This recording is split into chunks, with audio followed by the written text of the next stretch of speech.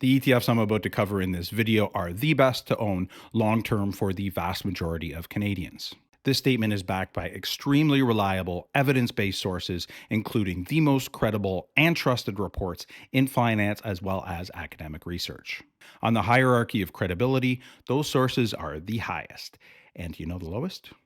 That would be people's opinions. I went all in on GameStop and I bought it at an average price of $58. Back in 2020, there was no TikTok, and I anticipate this to shoot through the moon.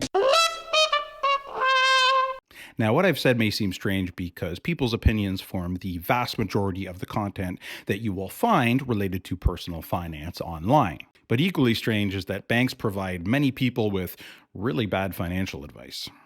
You have to sell something to that customer, even though they don't need it. That's the topic for another video. In this one, I'm going to present the ETFs, the only ETFs that you need to buy and hold for life. And I am going to explain why with support from the most trusted and credible sources in finance. Before we dive in, let me tell you really quickly just a little bit about myself so you can rest assured that I know what I'm talking about.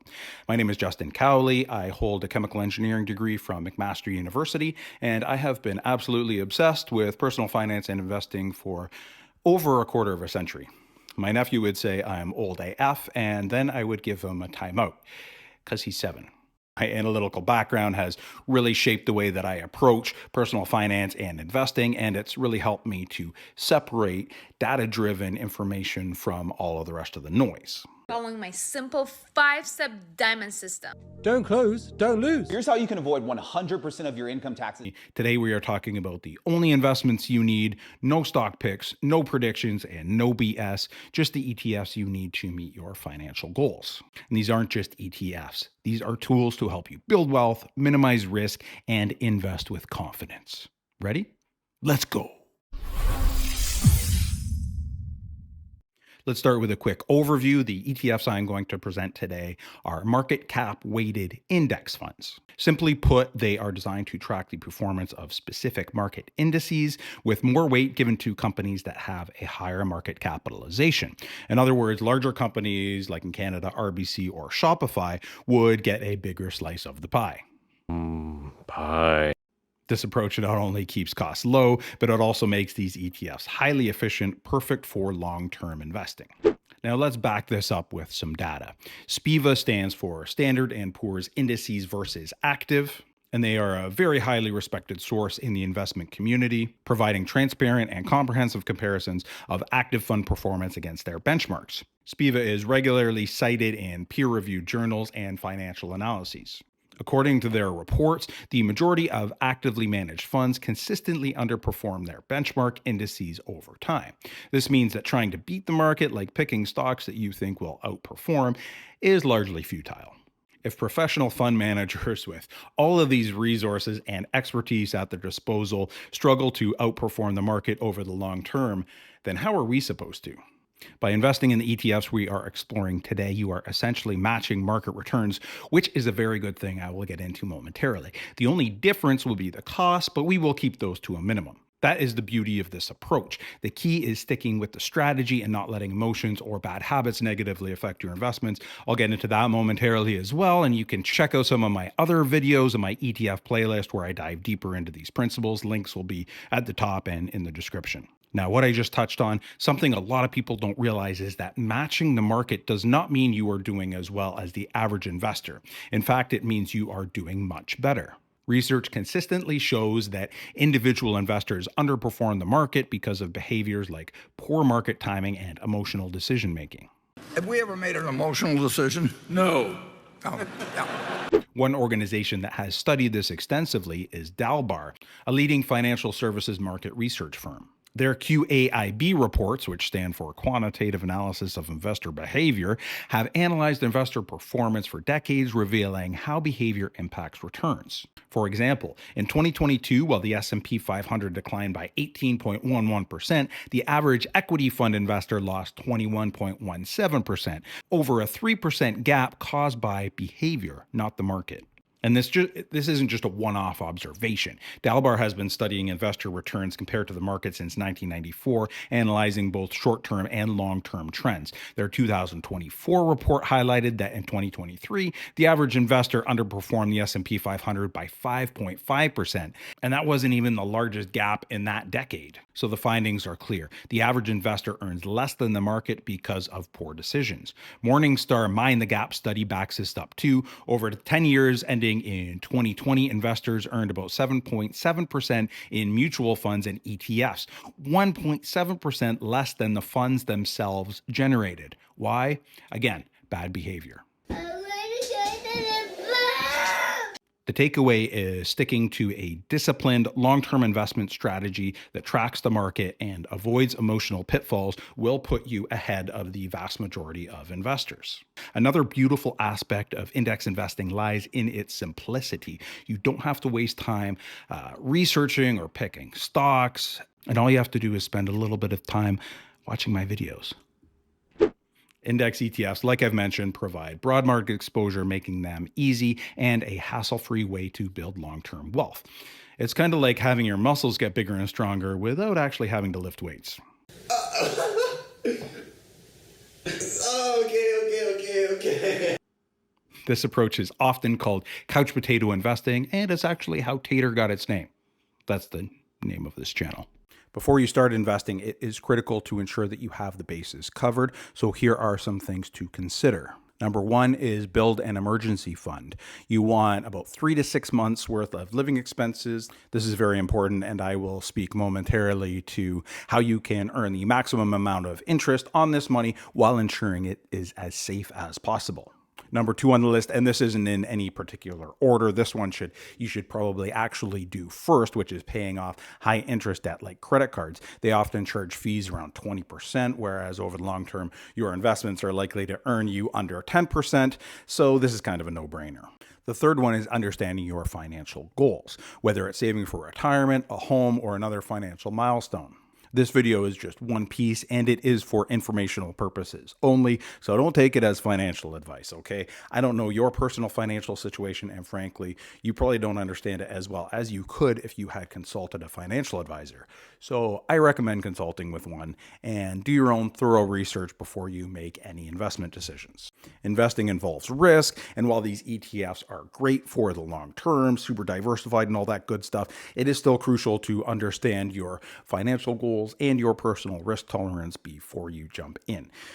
After all, you don't want to end up being one of those sad videos on YouTube.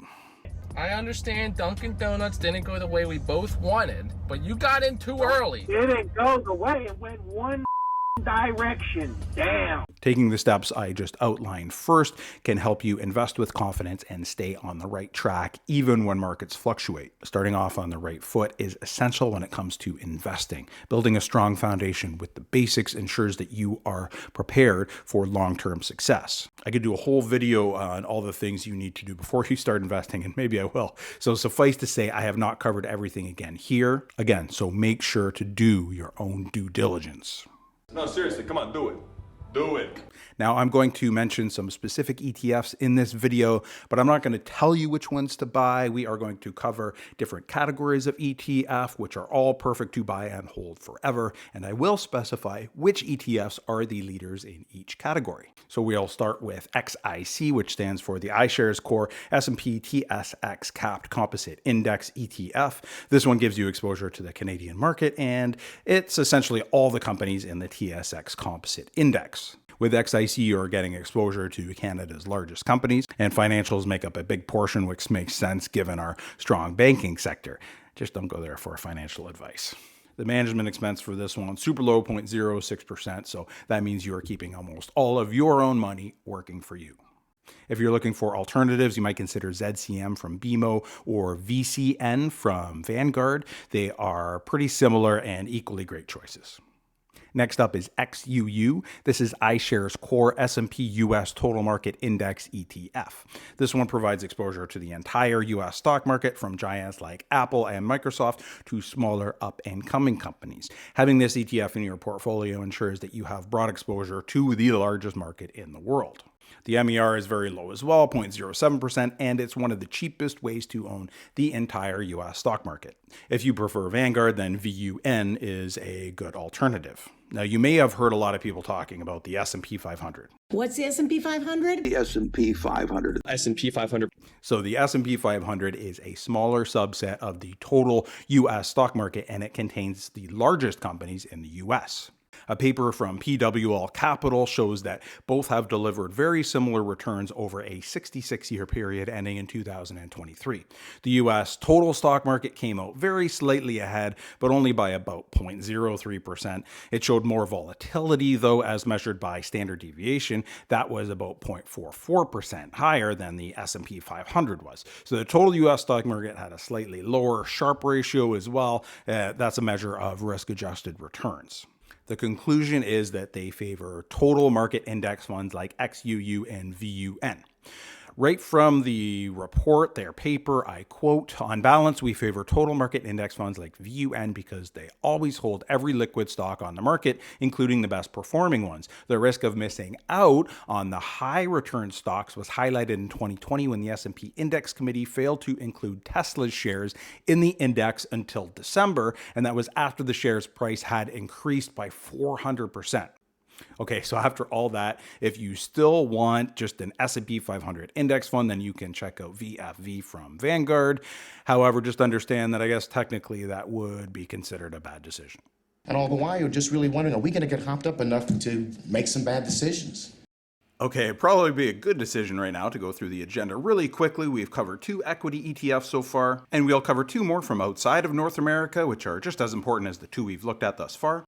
After that, we'll talk asset allocation, so how much of each ETF you should have in your portfolio. Then we'll touch on bonds really quickly before we jump into US dollar ETFs, which are cheaper and come with some pros and cons. Next up, all-in-one ETFs, which may be best for most investors. We will give you pros and cons for those ones as well. And then a special ETF that everyone should probably have in their portfolio.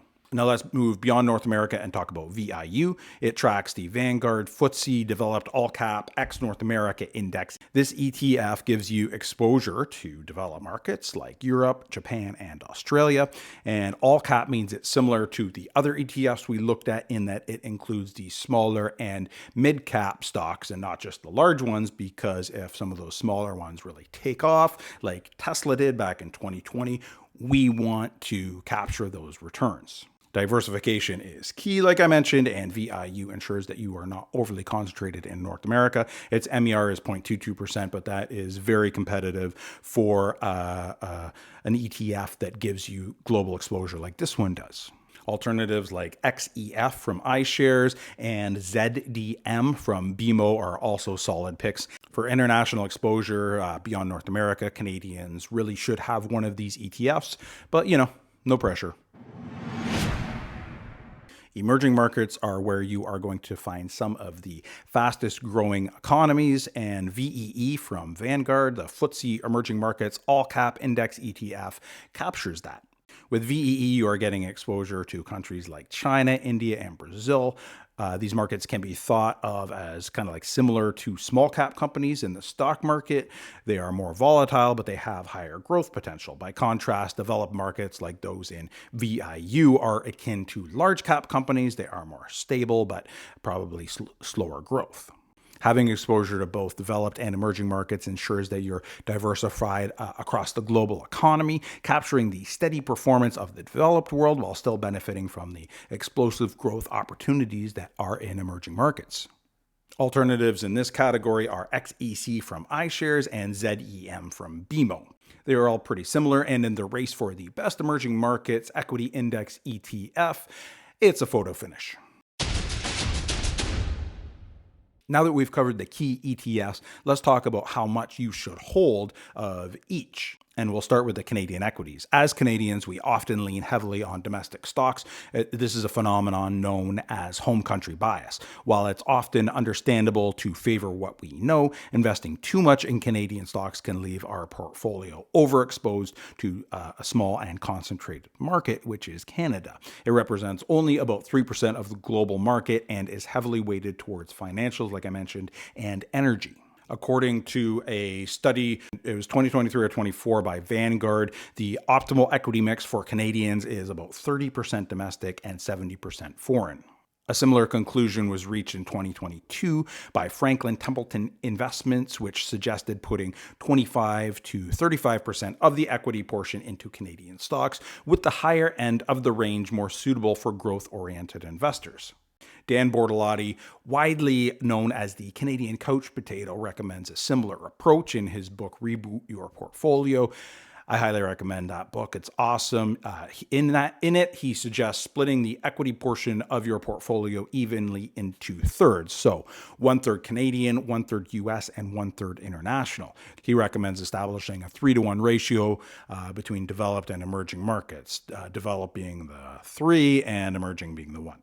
I will touch on the allocations chosen by some of the top institutions momentarily. Okay, there's no exact numbers here because the institutions have different views and opinions, and then individual investors like us, we all have different situations. So our personal circumstances, tax considerations, financial goals, all of this plays a big role in determining the best mix for us. However, keeping things simple is usually the best approach. So once you establish your allocations, the most important thing is to stick with them. Avoid the temptation to tinker with your portfolio, even when markets get rocky. Consistency and discipline are key to long-term success, and I will speak about how important that is momentarily. Okay, so we've covered the equity ETFs and the asset allocations. We'll touch on bonds, ETFs really quickly before we discuss US dollar ETFs, which are cheaper. Next up, all-in-one ETFs, which contain all of the ETF categories that are covered in this video and may be best for most people. And then the ETF that everyone should have in their portfolio, very important, all coming up. Now let's talk about bonds. Boring. No. I'll keep this brief because fixed income is not very exciting to say the least. ZAG, the BMO Aggregate Bond Index ETF, is my pick for Canadian bonds. It provides broad exposure to government and corporate bonds, which balances risk and stability. It has an MER of 0.08%, so it's cost efficient and it's a great way to add stability to your portfolio, especially during market downturns. I'll spare you from the fact sheet on this one and just let you know about a few alternatives. They include XBB from iShares and VAB from Vanguard, which are great options as well. Now, all of the ETFs I've covered in this video so far are Canadian dollar ETFs.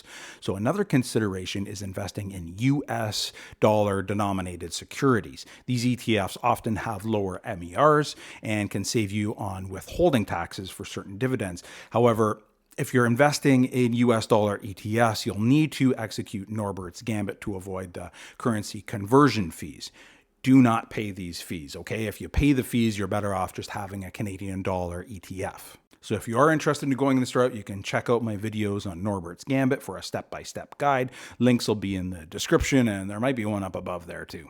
For most Canadian investors, sticking with all Canadian dollar ETFs is the best approach. And if executing Norbert's Gambit makes you nervous, then you fall under the umbrella of most Canadian investors, okay? Canadian ETFs really keep things simple and makes your portfolio easier to manage, which is super important. If you're ready to take that extra step and reduce costs, however, then US dollar ETFs can be a great option. I'll be releasing another video soon where I dive deeper into this topic and where you will see a link at the top of the screen right about now. I can just feel the anticipation. Boring.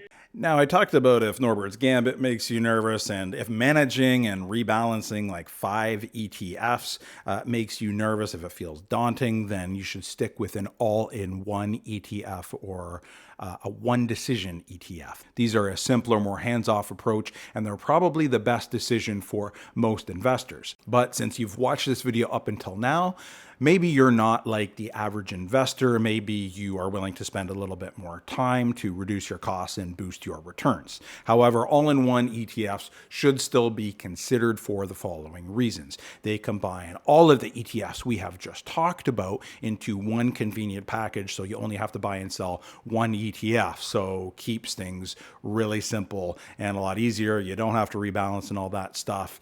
They do have a higher cost, however, so that that is kind of one of the drawbacks. But in a lot of cases, the higher cost, which isn't that much higher, it is offset by the convenience. One example of a great ETF in this category is XEQT from iShares. And as you can see here, their top 10 holdings, they only have 24.84% in Canada, so a little bit less than the allocations we looked at previously. VEQT is another great choice. This one is from Vanguard, and you can see the asset allocations. They have 30% Canada. So different institutions just have different opinions on how much Canadian equities they should have. Important to note that I only showed the all equity versions of the ETFs from these institutions just to show the asset allocation. It was easier that way, but they do offer other ETFs with different allocations towards bonds that investors should definitely consider.